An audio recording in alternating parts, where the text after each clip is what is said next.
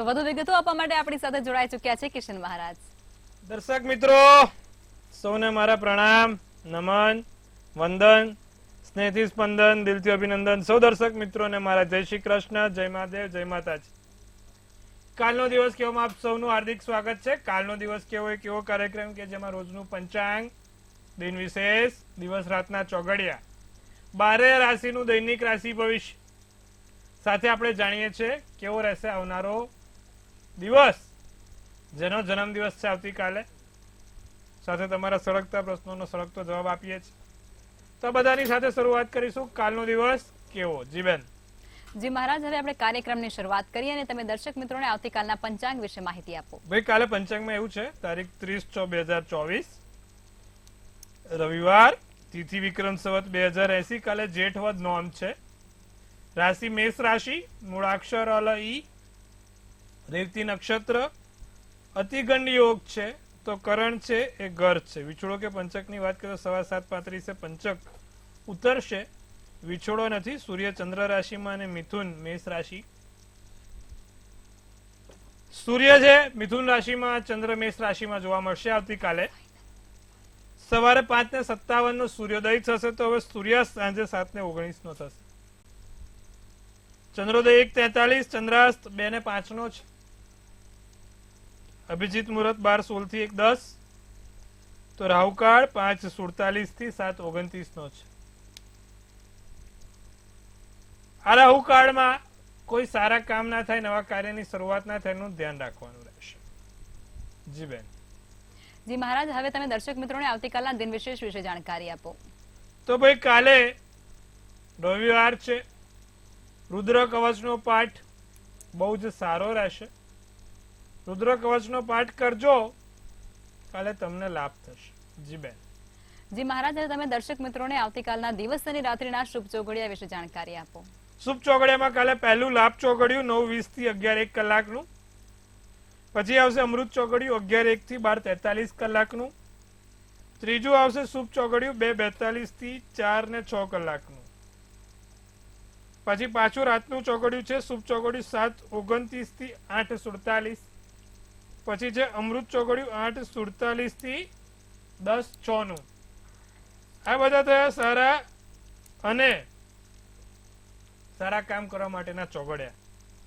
કોઈ પણ પ્રકારના નાના મોટા કામ કરવા જ તો આ ચોઘડિયામાં કરો, તેનું ફળ સારું મળે છે.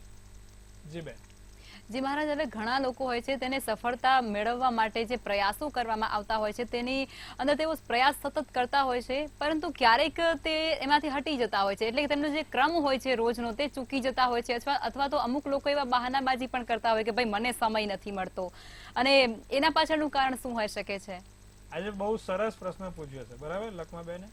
અને મને ઘણા લોકોના ફોન પણ આવ્યા કે મહારાજ, મારે સફળ બનવું છે, સુખી થવું છે, સમૃદ્ધ થવું છે, મારે પણ જીવનમાં એક મુકામ પર પહોંચવું છે, પણ મહારાજ મને છે ને સમય નથી મળતો, મારે કોઈ કામ સરખું કન્ટિન્યુઅસ નથી થતું, 4 દિવસ કરું 5મા દિવસે કંઈક થઈ જાય. બીજું કે ચોકસાઈતા જળવાતી નથી. તો મહારાજ એવું કંઈક કહો કે જેના કારણે અમારા જીવનમાં સુખી, સમૃદ્ધ, સફળ થઈએ અને એક એવા મુકામ પર પહોંચીએ કે જ્યાંથી મારે તમને રોજ યાદ કરે કે નહીં ભાઈ, કોઈક જગ્યાએ અમે સારા મુકામ પર પહોંચ્યા. તો કંઈક તમે એવું લખો ને એવું કહો કે જે અમને બધાને મદદ થાય. તો આજે મેં એવું લખ્યું છે કે જે બધાને મદદ થાય. જે આપણા ખાસ યુવાધન છે, વિદ્યાર્થી વર્ગ છે, એ લોકો માટેનો આજે આ વિષય ખાસ છે. પરીક્ષામાં સફળ થવું છે, તમારા પોતાના કારકિર્દીમાં સફળ થવું છે, તમે કોઈ કામ કરવા ચોક્કસ હેતુ પાછળ પડી ગયા છો ને સફળ થવું છે, તો આ બધું તમને આજે મદદ થશે. આ તમારા માટે એક સરસ મજાનું લખેલું છે, આ વાંચજો અને આ સમજજો. તો પહેલા તો આજે સમજીએ કે સફળ કે નિષ્ફળ, ગરીબ કે તવંગર, બરાબર, સુખી કે દુખી, આળસુ કે મહેનતુ, આ બધાને છે ને ભગવાને સમય એક જ આપ્યો છે. કોઈને પણ સમય ઓછો કે વધારે નથી આપ્યો. તમે જોશો કે સુખી કે દુઃખી હોય, ગરીબ કે તવંગર હોય, મહેનતુ હોય કે આળસુ હોય, એ દરેકને સમય ભગવાને સરખો આપ્યો છે. 24 કલાક બધાને મળે છે. એમાં આળસ અને બેદરકારી એ સૌથી મોટા શત્રુ છે. આપણા સૌથી મોટા શત્રુ કોણ? તો એક આળસ અને એક બેદરકારી. એ બે બહુ મોટા શત્રુ છે. આળસ, ઈર્ષા, અહમ અને આદત. આળસ, ઈર્ષા, અહમ ને આદત, આ ચાર છે બરબાદીની નોબત. સાથે વેર, વ્યસન, વૈભવ ને વ્યાજ. વેર, વ્યસન, વૈભવ ને વ્યાજ વાલા થઈને કરશે તમારી પર રાજ. આ બહુ સારું નહીં. વેર બહુ સારું નહીં, બહુ વાલ સારો નહીં, બહુ વૈભવ સારું નહીં ને બહુ વ્યાજ સારું નહીં. તમારા પર જ માથે થઈને નાચા. બને એટલું ઓછું રાખવું. અને એક વસ્તુ યાદ રાખવાની, વિદ્વાન કદી શોખીન નથી હોતો અને શોખીન કદી વિદ્વાન નથી હોતો. તમારે વિદ્વાન બનવું હોય ને તો કોઈ શોખ ના હોય, અને જો તમારે કોઈ શોખ ના હોય તો તમે વિદ્વાન બની શકો. અને જે શોખીન હોય એ કોઈ દિવસ વિદ્વાન ના બની શકે. વિદ્વાન કદી શોખીન ના હોય અને શોખીન કદી વિદ્વાન ના હોય. આ મસ્ત તૈયાર થઈને રંગબેરંગી કપડાં પહેરીને હાથે કરીને આવે અને પછી કે હું વિદ્વાન છું તો ભૂલી જાઓ. જય શ્રી કૃષ્ણ. વિદ્વાન કદી શોખીન ના હોય, શોખીન કદી વિદ્વાન ના હોય. સાદું કપડા, સિમ્પલ કપડા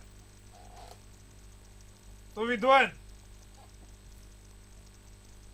પોતાની જાતનું દરેક કલાકે અવલોકન કરો. સૂક્ષ્મ અવલોકન તમારા માટે તમારી સફળતાની ચાવી બનશે. આજે તમારે પૈસાદાર બનવું છે, સફળ બનવું છે. ચોપડીઓ વાંચો. જે લોકો સફળ બનવા માટે પ્રયત્નો કર્યા હતા, જે લોકો મહાન બનવા માટે પ્રયત્નો કર્યા હતા, કેટલી વાર પછડાયા, કેટલી વાર એમને બધું ભૂલી જવું પડ્યું, ત્યાગી દેવું પડ્યું, કેટલી વાર નિષ્ફળ થયા, પણ એમનામાં એક એમનું સૂક્ષ્મ અવલોકન કરવાની કળા હતી. એ પોતાની જાતને સારી રીતે સમજતા હતા. ખૂબ પૈસો કમાવો, ખૂબ પૈસો બનાવો એમના લોહીમાં હતું. અને ગમે તે કર્યું. એ જે દિવસે પૈસાદાર બન્યા ને ત્યારે એક જણે પૂછ્યું કે ભાઈ તમે આટલા પૈસાદાર બનવા એનું કારણ શું? ત્યારે બધા પૈસાદાર લોકોએ શું કીધું કે ભાઈ અમે પૈસાદાર બનવા માટે નહીં, પણ અમે અમારી જાતને પ્રૂવ કરવા માટે કે ના અમે કંઈક કરી શકીએ છીએ. અમારામાં એવી કોઈ શક્તિ છે, અમારામાં એવી કોઈ તાકાત છે કે જે અમે સફળ પૂર્ણ કરી શકીએ છીએ. તો એ વસ્તુ પ્રૂવ કરવા માટે કે અમે મહેનત કરી, અને જ્યારે મહેનત કરીને એક તવંગર બન્યા, અમીર બન્યા, ત્યારે એ મુકામ એટલો છીછરો લાગે કે તમને પોતાને થાય કે પૈસા કરતા મેં મારી જાતને પ્રૂવ કરીને એનું સેટિસ્ફેક્શન તમને બહુ હોય. બીજું, અમુક વસ્તુઓ, અમુક પ્રવૃત્તિઓ બંધ કરવી પડે. બહાર જમવાનું, હરવા ફરવાનું, દોસ્તારો જોડે, સાથે થિયેટરોમાં. વિદ્વાન બનવું હોય, સફળ થવું હોય, સરકારી નોકરી મેળવવી હોય તો બધું ઓછું કરવું પડે. ધ્રુવ, પ્રહલાદ, શ્રવણ, અભિમન્યુ બધા 12 જ વર્ષમાં મહાન બની ગયા. એની પાછળનું કારણ એમને કોઈ વ્યસન નતું. પાન, બીડી, સિગરેટ, તમાકુ, મસાલો, સુંદરી, શરાબ, સટ્ટો કઈ જ નહીં. 12 વર્ષે બધા મહાન બનેલા. ગુરુકુળમાંથી પ્રખર થઈને આવ્યા હતા. અંગ્રેજીમાં એક કહેવત છે, main is a architect of his own life અને હિઝ ઓન ફોર્ચ્યુન. માણસ પોતાના જીવનનો ઘડવૈયો છે. એક કયા પગલા લે છે એની પર એનું જીવન થશે. પર્સનાલિટી એટલે શું? What is the meaning of personality? Persons reality. Personality એટલે પર્સન્સ રિયાલિટી. આજે માણસની જે પર્સન્સની રિયાલિટી છે, એની જે વિચારવાની ક્ષમતા છે, જે સમજવાની ક્ષમતા છે, એ એની પર્સનાલિટીમાં ડેવલપ થાય. અને જેવી પર્સનાલિટી હોય એવો માણસ બને. દરેક લોકો જેને પણ સફળ થવું છે, મેં કીધું એ પ્રમાણે આટલી વસ્તુઓનો ત્યાગ કરો, તમારું સૂક્ષ્મ અવલોકન કરો, સાથે તમારા પોતાના પ્રૂફ કરવા માટે કે ના હું કંઈક કરી શકું છું ને મારામાં ક્ષમતા છે, તે માટે ખૂબ આગળ વધો. દરેક દિવસે કંઈક નવું શીખવાનું છે ને દરેક દિવસે કંઈક નવો જ્ઞાનનો ઉપયોગ કરવાનો છે. કોઈ વસ્તુ એવી નથી કે તમે હાસિલ ના કરી શકો. જે લોકો ખૂબ મહાન બન્યા છે એમની બાયોગ્રાફી વાંચવાનું રાખો, કેવી રીતે મહાન બન્યા અને કેટલી સ્ટ્રગલ કરી, કેટલી વાર પછડાયા, બધું ત્યાગી દેવું પડે ત્યારે માણસ મહાન બને છે. જીવનમાં એવા સંઘર્ષો કરીને આગળ વધવા માટે તમે પણ સક્ષમ છો. તમારી જાતને પારખો અને આગળ વધો. જી બેન.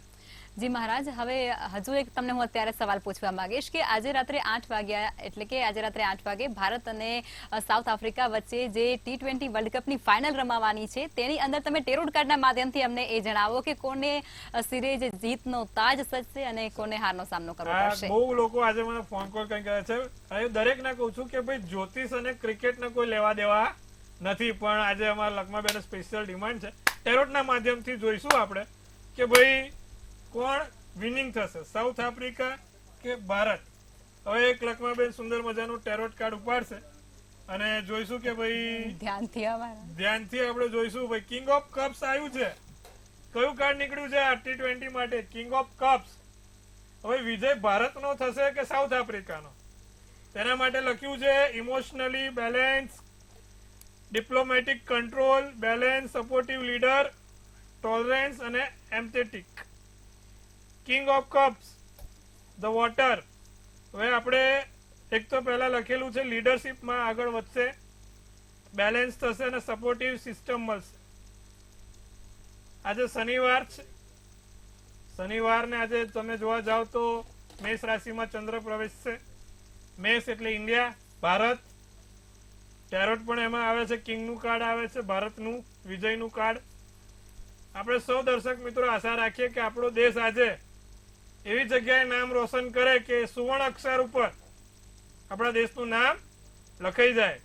તો ટેરોટના માધ્યમથી ભાઈ ભારત દેશની વિજય છે અને આપણે સૌ આશા રાખીએ કે આજે ભારત દેશ જીતે અને દેશમાં સૌથી મોટું નામ કરે. જી બેન. જી મહારાજ, હવે આપણે રાશિ ભવિષ્યની શરૂઆત કરીશું અને પ્રથમ 3 રાશિ એટલે કે મેષ, વૃષભ અને મિથુન રાશિના જાતકોનો આવતીકાલનો દિવસ કેવું રહેશે તે જણાવો. તો વાત કરીશું મેષ રાશિની. મેષ રાશિના મૂળાક્ષર અલ અને ઈ છે. તો વાત કરીશું મેષ રાશિ વાળા લોકો માટે કે ખોટા સપના ના જોવા. કોઈ પણ પ્રકારના ખોટા સપના ના જોશો, ખોટી આશા ના રાખશો.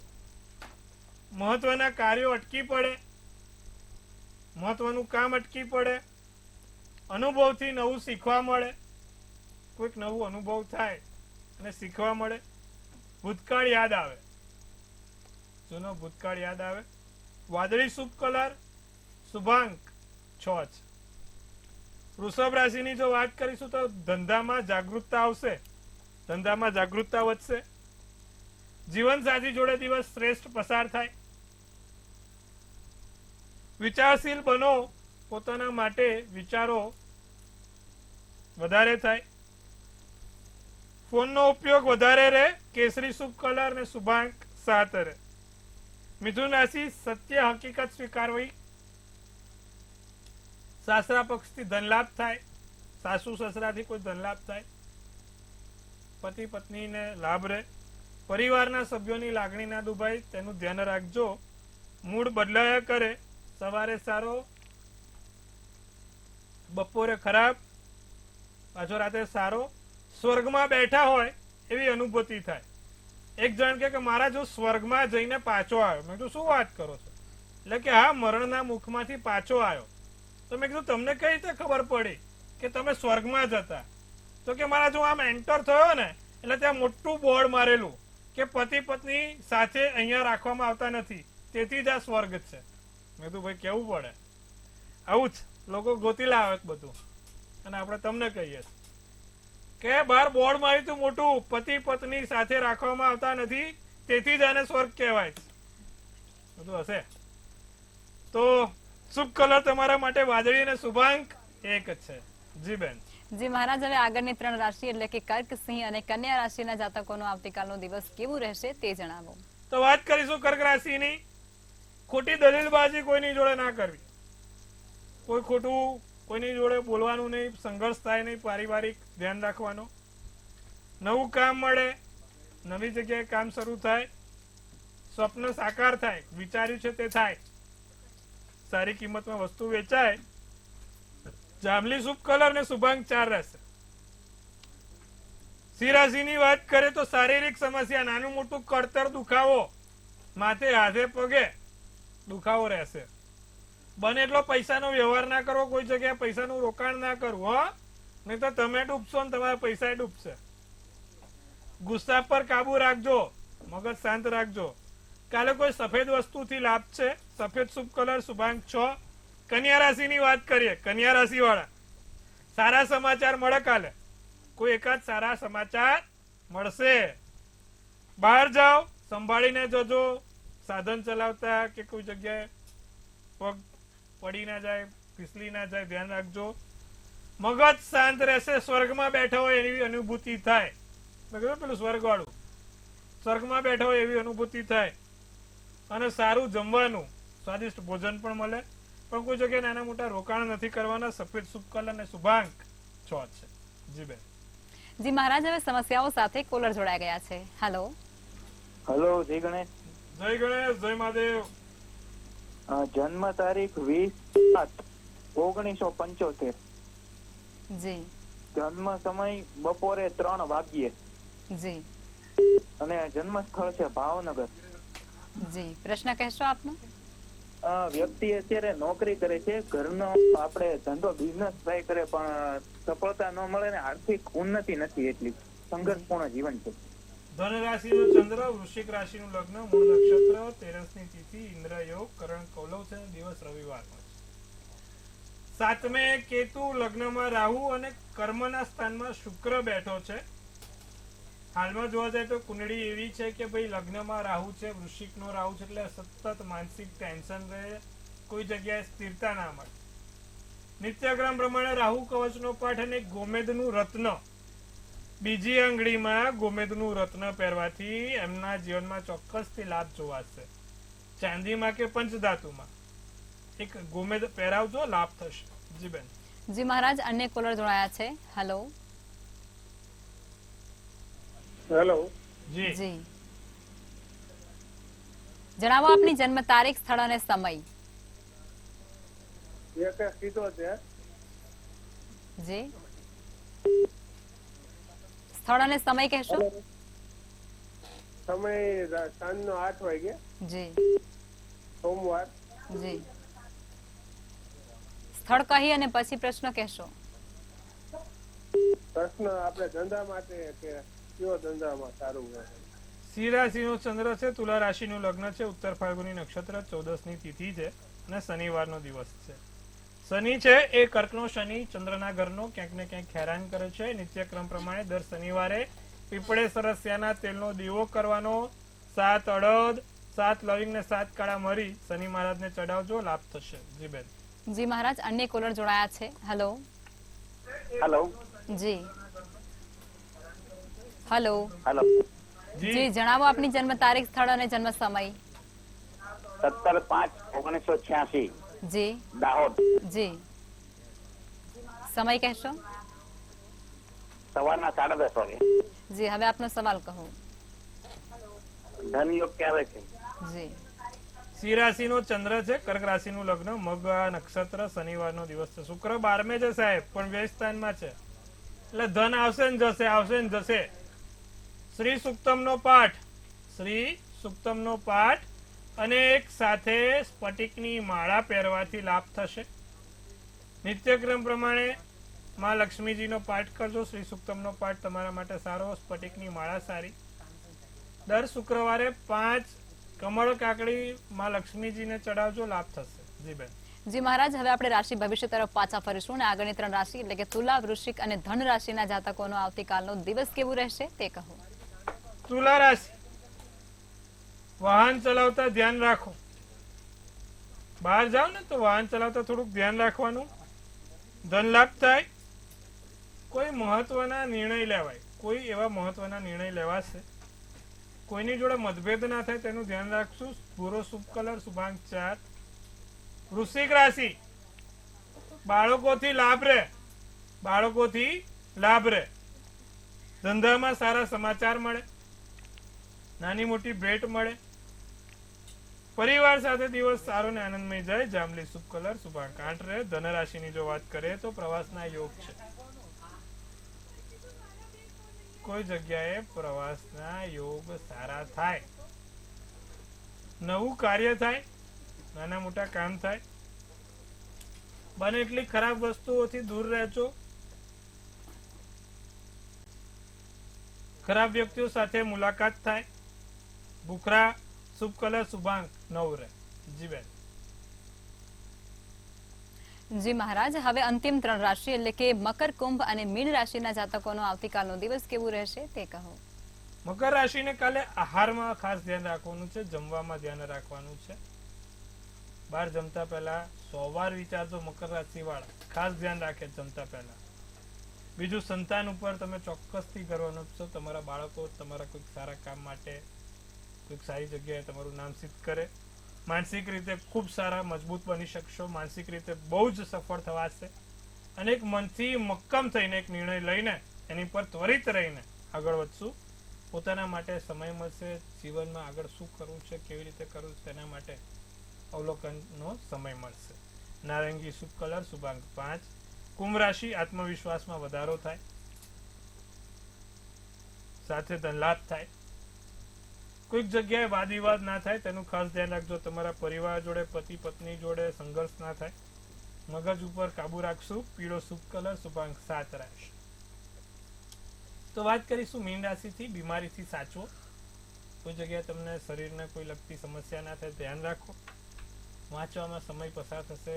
વધારાનો સમય તમારા વાંચવા પાછળ આપી શકો છો. બહાર નીકળો તો સાચવીને નીકળજો અને ગુસ્સા પર કાબુ રાખજો. કાળો શુભ કલર, શુભાંક 4 રહેશે. જી બેન. જી મહારાજ, હવે આવતીકાલે જે લોકોનો જન્મદિવસ છે તેમનું આવનારું વર્ષ કેવું રહેશે તે ટેરોટ કાર્ડના માધ્યમથી કહેશો. કાલે જેનો પણ જન્મદિવસ છે, મંતવ્ય ન્યૂઝ ટીમ તરફથી સૌને હાર્દિક અભિનંદન. દરેક દર્શક મિત્રોને ખૂબ શુભેચ્છાઓ. તનથી તંદુરસ્ત રહો, મનથી મલકાતા રહો અને ધનથી છલકાતા રહો. આવતીકાલે જેનો પણ જન્મદિવસ છે, એક લક્ષ્માબેન ગઢવી સુંદર મજાનું ટેરોટ કાર્ડ ઉપાડશે. આવનારું વર્ષ કેવું રહેશે તેના વિશે જાણવાનો આપણે પ્રયત્ન કરીશું. તો ભાઈ, કાલે જેનો પણ જન્મદિવસ છે, નીકળ્યું છે 4th of Swords. શું સૂચવી રહ્યું છે આ 4th of Swords નું કાર્ડ? રિલેક્સ થવાની જરૂર છે, રેસ્ટ કરવાની જરૂર છે. માનસિક તણાવ બહુ છે, માથા ઉપર ભાર બહુ છે. લોન દેવું કે કોઈ પણ ખોટી નુકસાની કરજ ના થાય એનું આ વર્ષે ચોક્કસથી ધ્યાન રાખશું. સાથે આ વખતે આપણે પૂરતી ઊંઘ લેવાનો પ્રયત્ન કરીશું. આવતીકાલે જન્મદિવસ જેનો પણ છે, લોકો પીઠ પાછળ દગો ના કરે.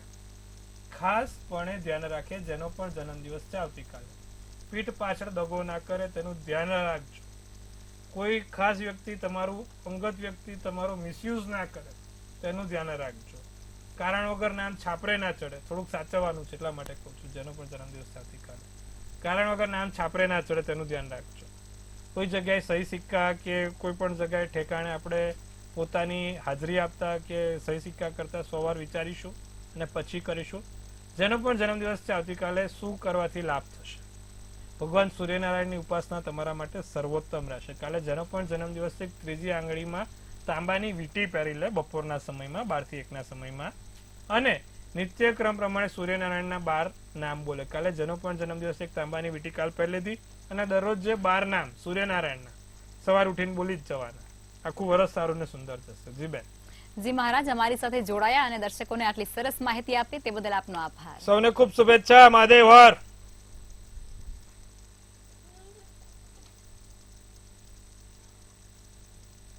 હવે નોંધી લો કિશન મહારાજનો કોન્ટેક્ટ નંબર.